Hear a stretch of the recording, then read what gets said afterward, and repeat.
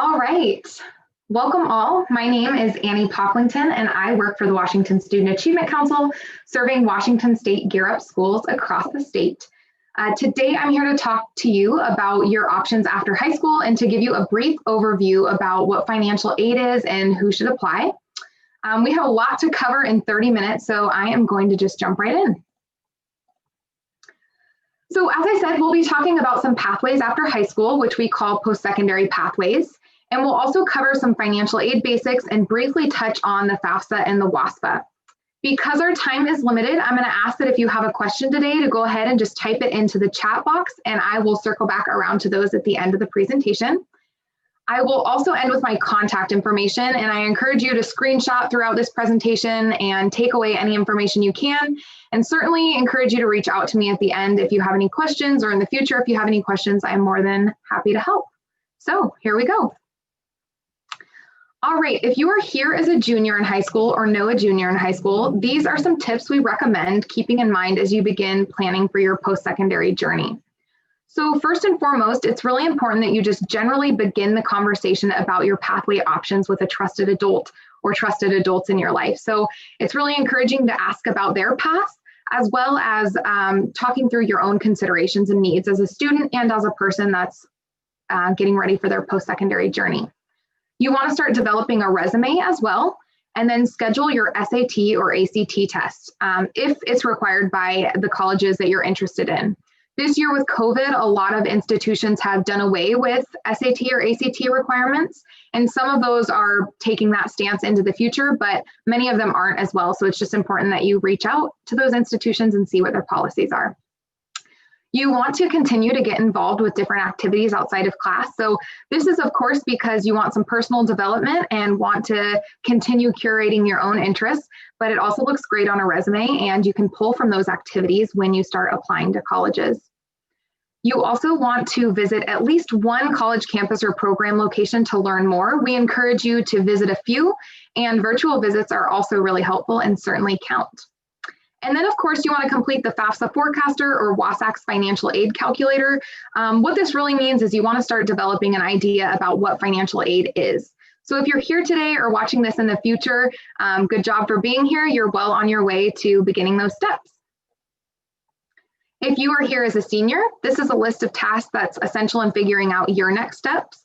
As you know, senior year is really the year when things start moving a bit faster in regards to post-secondary pathway planning. So you want to apply to at least 3 colleges or programs that are matched to your career interests. You want to do a little more than start thinking about financial aid. You want to complete the FAFSA or the WASPA, and you want to begin submitting those scholarship applications. We also encourage you to visit the campuses or the locations of the colleges or programs you've applied to continue developing as a person and getting involved in those different activities outside of class. And then once you're accepted to one program or multiple programs or colleges, to begin planning for those deadlines around accepting, confirming your enrollment, placement testing, or other institution-specific needs. So just a few things to consider if you're in your last 2 years of high school. All right. So today we're going to be covering a few different pathways. We're going to talk about 2- and 4-year colleges, as well as technical schools. And then we're going to briefly touch on what apprenticeships are and a bit about service options after high school. 2-year colleges are also known as community colleges. This is because community colleges are all over the state, and they provide the opportunity for students to live close to home while pursuing a degree. So this isn't the case all the time. You certainly, if you go to community college, it doesn't have to be the one that's closest to your home, but often students do that for the benefit of saving on housing. So 2-year colleges allow you to get an associate's degree in 2 years' time, and sometimes they offer certificate programs that are for an even shorter amount of time. Again, those vary by institution, so you want to make sure you're doing your research. Many students choose to attend community colleges so that they can save some money in tuition and living costs before they transfer to a 4-year college, though you certainly don't have to transfer to a 4-year college if you just want to do the 2 years and get your associates. 4-year colleges are also known as universities, and they allow you to obtain a bachelor's degree in 4 years' time. So there are a wide range of majors and minors and specializations that vary by institutions. This means you definitely want to do your research before committing to any college, because though four-year colleges do have a wider variety of academic options than maybe a community college would, they won't necessarily have every possible program or degree available at campus. So just because you would go to a four-year college to pursue a veterinarian degree does not mean that every four-year campus would have vet school or vet programs. So just something to keep in mind. And of course, that's only one example. Many folks choose four-year colleges over community colleges because four-year colleges have dorms that you can live in, and some community colleges do too, but oftentimes four-year colleges really have that on-campus living and dining, and kind of the idea of the freshman experience. Again, you always want to do your research around what housing, dining, living options are available to you. So we'll talk a bit more about specific things to consider when choosing a pathway a bit later on. Okay, technical school. So technical programs are available at two-year colleges, and these are usually very career-focused, hands-on programs. So if you choose to utilize a technical school, you are training for a specific occupation. Part of the program is going to take place, it usually takes place in a similar setting to the occupation, because again, you're training for a very specific field, and you want these programs aim to get you into the setting that you would be working in later on. Program times vary, so again, it's important to do your research and see what's feasible and what sounds good to you in terms of considering what technical school path you might want to go down. So I just covered three different college pathways: two-year colleges, four-year colleges, and technical school. If you want to explore these options further, I recommend these three websites here. Now is a great time to take a screenshot. So there's the Waukegan College Map, which is essentially a big map of Washington, and it shows you all of the institutions across the state, all of the two-year, four-year, and technical schools. It's a really great way to just kind of visualize where things are and really showcase how many options are available to you. This fall, we also created the Gear Up Virtual Campus Visit Series. So this is an awesome place to go. We overviewed 16 different campuses across Washington State, two-year, four-year, and technical schools. And you are able to virtually experience these campuses with an admissions officer. And it's a really great way in a time of COVID where we can't be on campus to kind of check out a campus and see what it would be like to be there. So a great virtual visit series there. And then lastly, we just generally recommend the Gear Up student page. So this is a page where you can go and explore all different pathway options that are open to you. You can look at different resources around applying to college and paying for college. And there are also scholarship tips and tricks there, as well as some scholarship opportunities. I also want to direct your attention to this gold box on the screen. So these are just a few of the very basic considerations you should be thinking about when you're thinking about a college pathway. So do you do best in big or small settings? Do you like city or rural settings? Do you want to be close to family or far from home? Does the college or program have the academic focus you need? That's like number one important question. What would your social and daily life look like on different campuses? And then of course, how much will it cost you? We're going to talk about financial aid a little later on. So cost isn't just the tuition price. There are some other things to consider there. But again, just a really quick checklist for comparing college options. So now that we've covered college-specific routes, I also want to touch a bit on apprenticeships. So apprenticeship combines on-the-job training with related classroom learning. So these are usually certified by or supervised by a journey level professional, and they're just a bit different from technical schools because they are supervised by a journey level professional. And when you're through with the program, you are receiving a professional credential. When you apply to an apprenticeship program, it's a lot different than a college application, but it's very similar to applying for a job. So you decide on a program that you're interested in, you apply to it, and then you have an interview with program staff and become accepted into that program. So kind of an interesting way. Again, a lot of the on-the-job training, similar to the technical school, but a little bit different. Program times and requirements vary, so important to look into those things. I recommend that you check out these two web pages to learn more about apprenticeships. So this is LNI's apprenticeship registration tracking system, and it's really just a database of all the options throughout Washington. So a really good place to start if you're interested in these pathways. And then Gear Up's page, how to become an apprentice. So you can find that at the Gear Up Washington page. It's under the student tab, and it's a really helpful resource around that. And then just as a reminder, since we're kind of halfway through this presentation or a few minutes in anyways, just a reminder that you can reach out to me after this presentation if you need any of the links I've shared or have more questions. So I will absolutely get you my contact information at the end. Okay, I also want to briefly touch on service after high school. So again, this is a great time for a screenshot. The two main service options that I'm going to cover are military and AmeriCorps. So the military has 5 branches of service. You can see them listed here. And to enlist in the military, you need to contact a recruiter or apply online. A simple Google search will give you loads of information on that. And then this Serve Washington website under the AmeriCorps piece here is a way to find out more about AmeriCorps. So AmeriCorps is a really cool volunteer-based work and learning kind of environment. So you volunteer, help out in the community, and it's a really great way to get an insight kind of in a more public service lens. So you can also attend this upcoming webinar to learn more about AmeriCorps. The presentation will be next Wednesday from 3 to 4 p.m. Again, screenshot time, or I can drop this information into the chat at the end of the session if someone wants to remind me to do that. All right, so we kind of talked about this checklist type situation with college options, but what if you're just not sure about what post-secondary pathway is right for you overall? I think the same list or a really similar list of questions can apply. So you can see those questions and ideas to kind of sit on a bit right here. So it's important to take some time to reflect on your personal needs and your future aspirations when you're considering post-secondary pathways. One great question to ask yourself is simply, where do I want to be in 10 years? Or where do I see myself in 10 years? Once you've thought about that and you have a more solid answer, then you can really start backwards planning and see which pathway will be best for you in getting to that ultimate end goal. You know, the best part about planning for your future and post-secondary planning is that there isn't one right answer.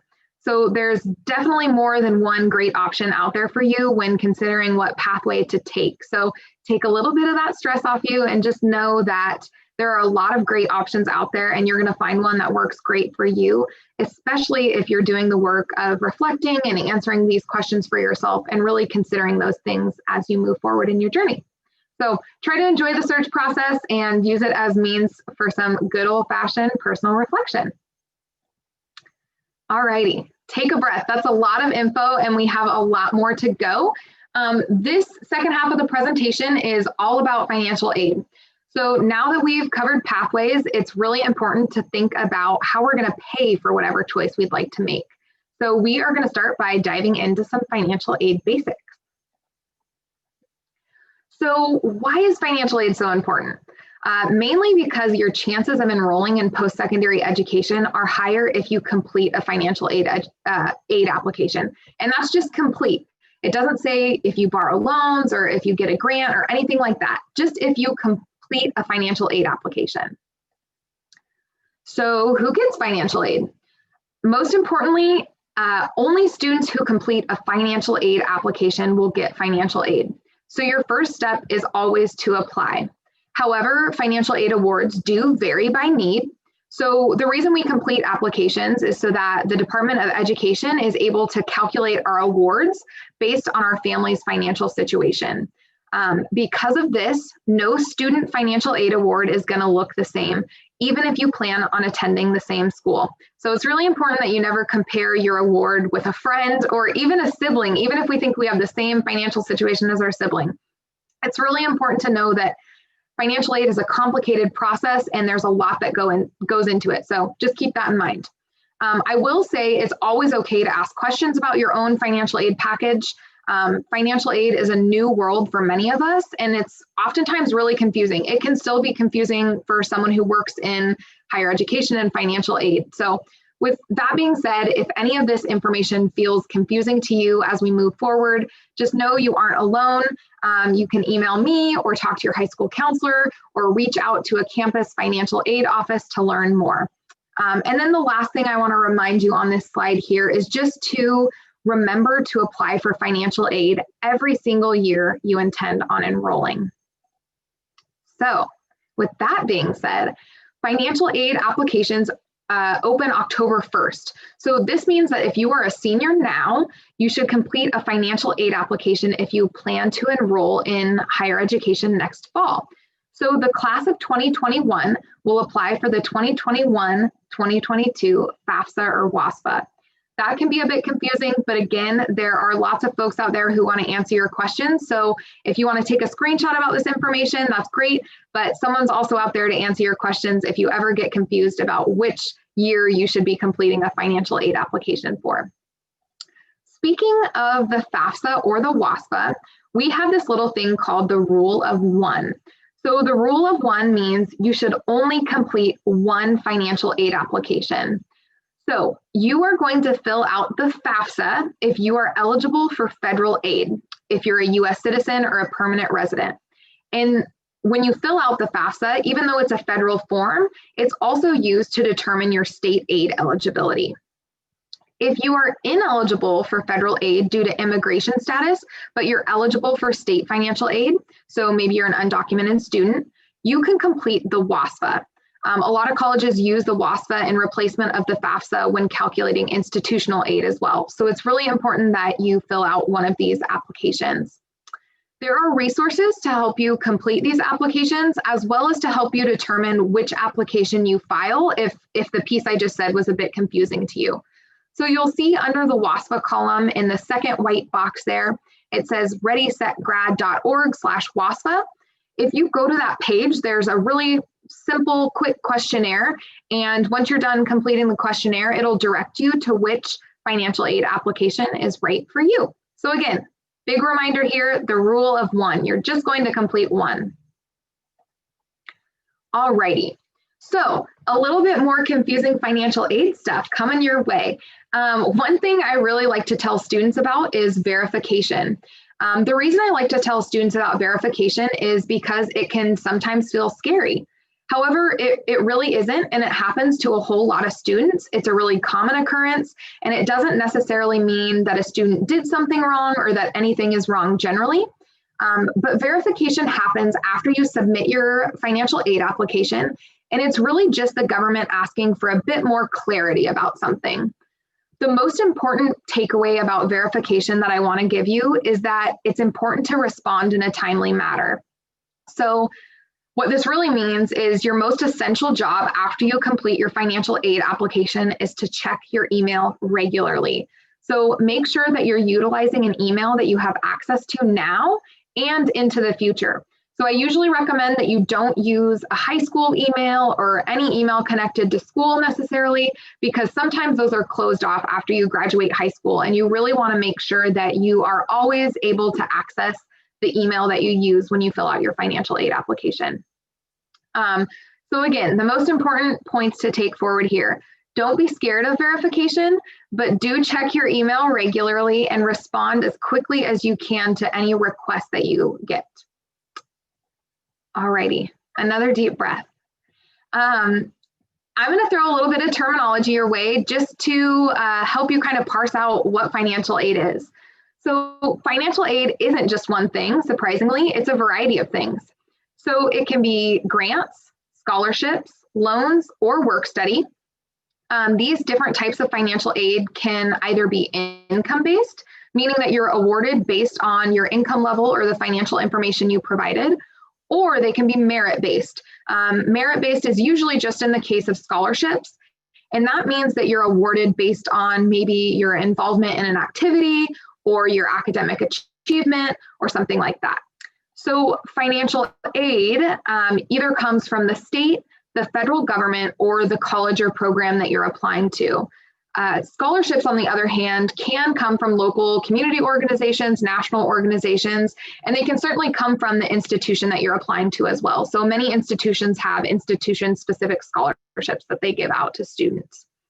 Oftentimes, to be safe, students submit a financial aid application as well as a variety of scholarship applications, and this just maximizes the amount of money they might be eligible for educational expenses. So I certainly encourage you to check out different scholarships, and I have a few resources for you in just a few slides. Okay, so there are several types of federal financial aid. Students need to be US citizens or eligible non-citizens to apply, which means that in order to qualify for the financial aid programs I'm about to go over, you need to submit the FAFSA. But again, you're only submitting the FAFSA if you're eligible, and you should be submitting that one. So the first program is the Pell Grant. The Pell Grant is the largest income-based grant for the upcoming year, for the 2020-2021 year. The Pell Grant award is just over $6,000. It's about $6,300. Work study is when students usually work on campus, and their salary is paid for from the Department of Education. So money goes directly to the student in their paycheck, but it's still a form of financial aid, even though it's a little interesting way of receiving it. Not all campus jobs require a student to be a part of the work study program, but they often prioritize hiring work study students. So when you complete your financial aid application, your FAFSA, there's often a question that's like, do you want to be considered from work study? I recommend you check yes, but it's totally up to you, of course. And again, you can always say, if they offer you work study and you don't want it, you don't have to accept it. So loans. Both of the loans listed in the third box here are loans that would be taken out in the student's name. The difference is that with unsubsidized student loans, the student will ultimately pay the interest accrued once they graduate or leave college. Subsidized student loans, on the other hand, is when the government pays or subsidizes the interest.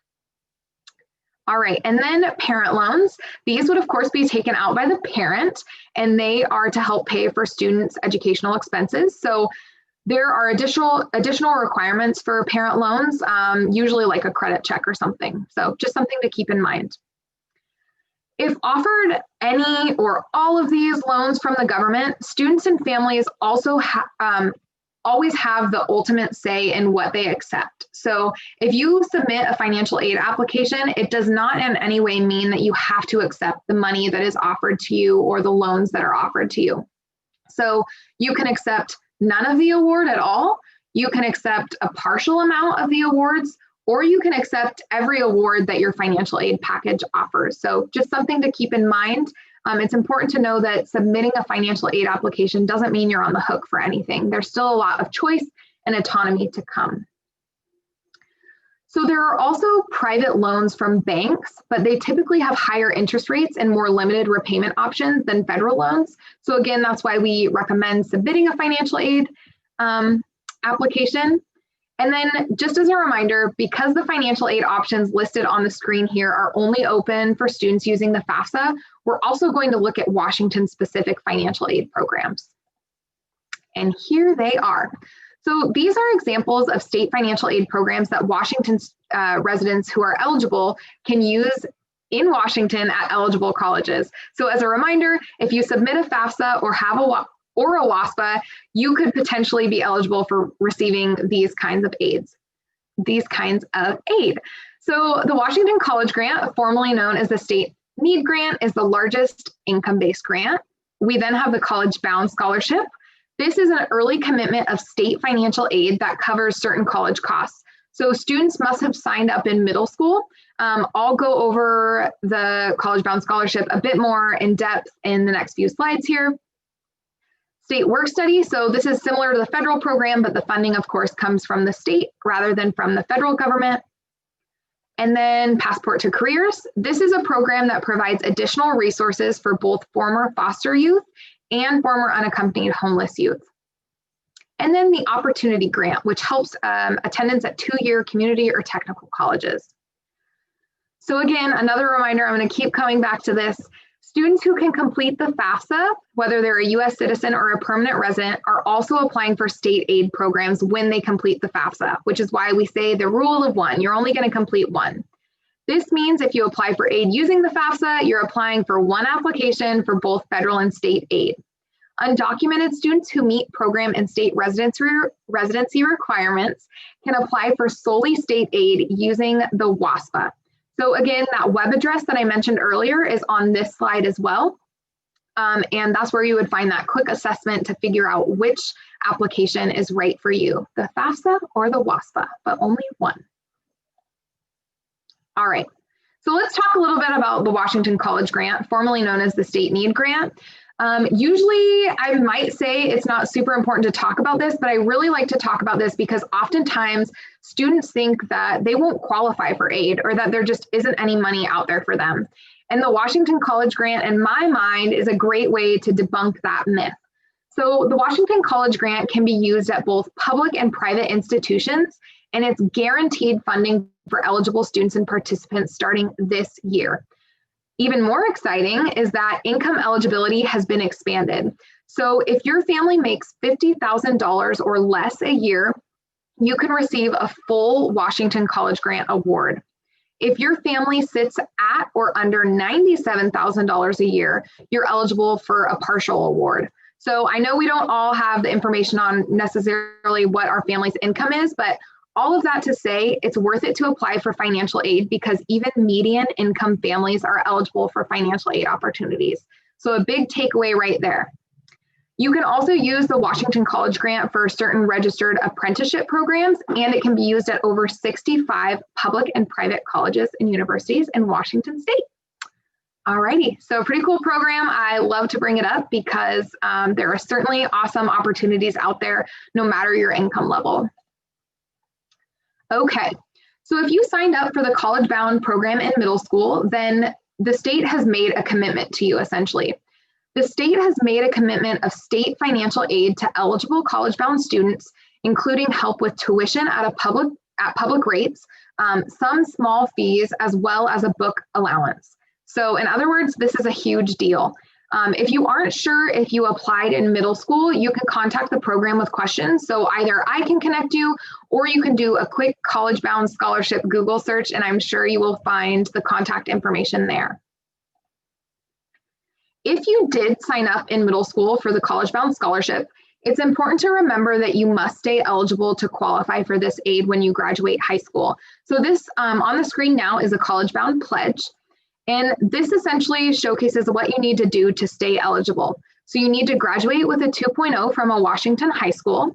You need to not be convicted of a felony. You need to apply for financial aid and be income eligible. And you need to enroll in college within 1 year of graduating high school. You can use 4 years of the College Bound Scholarship within 5 years of graduating high school. So if you're not income eligible one of those 5 years, that's okay. You could still apply for financial aid and possibly be eligible again in the next year. So another takeaway, it's just important to apply for financial aid every year. Alrighty, we covered so many financial aid basics. Again, I know that's a lot. I know it's a lot of confusing information, different information. Probably the first time you've heard a lot of it, and that's okay. We're happy you're here, and it's always important to just kind of get it out there and get your questions answered now. So we've covered those basics. What's next? Students should apply for admission and financial aid starting in the fall. So you should be checking your email regularly to respond to any requests. Also, junior and senior year, it's a good time to just get in the habit of checking that email anyways, right? If you're applying for scholarships especially, that's oftentimes how those opportunities are going to be communicated to you, certainly how the awards would be communicated to you. So a great time to just get in the habit of checking your email. What's the college's job? So the colleges are going to receive student financial aid info from the Department of Education. And then once you apply to these colleges, they're eventually going to reach out to you with what we call a financial aid award letter. So the award letter details what kind of financial aid is available to you. Remember, just like you're never going to have the same financial aid award letter as your friend or maybe even your brother or sister, it's also going to vary by institution. So none of your financial aid packages will look the same necessarily. Many students wait to decide which college they will attend until they can see those financial aid award letters and compare them. So they want to make the best decision and see what financial aid opportunities are out there for them. So they wait until those financial aid award letters come so that they can make the best decision for them. The other thing I want to quickly talk about is scholarships. So after you've completed your financial aid application, it's a great idea to start at least looking for scholarship opportunities and definitely begin formulating some applications and turning those in. You should never pay to apply for scholarships, and you should never pay to have someone help you apply to scholarships. The best resources out there are 100% free. So this is one of them. This is the washboard.org, and it's essentially a website. You go onto it, you create an account, and you can see all sorts of scholarships out there that are ready for you to apply to. This database, the washboard.org, is overseen by the Washington Student Achievement Council. So again, if you have any questions about this specifically, I can certainly point you in the right direction.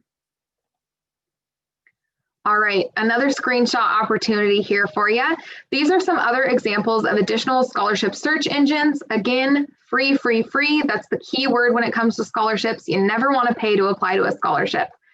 Many of these scholarship search engines, especially scholarshipjunkies.org/beyond, have many scholarships available for undocumented students. So something important to keep in mind. Alrighty, we have covered so much information, but I just want to remind you of a few more things. So applying is just the first step. Applying for financial aid is just the first step. Check your email regularly. I know I've said it too many times now, but that means like once a week, if not more. Make sure that you are responding to questions, and be sure to remember that you need to apply to financial aid every single year. If you're ever in doubt or have questions, you want to go ahead and reach out to the financial aid office at the institution or the institutions that you are applying to. One other quick tip, if you feel like your financial aid situation has changed since 2019, because 2019 is the income year you're going to be using for completing next year's financial aid application. I know, confusing.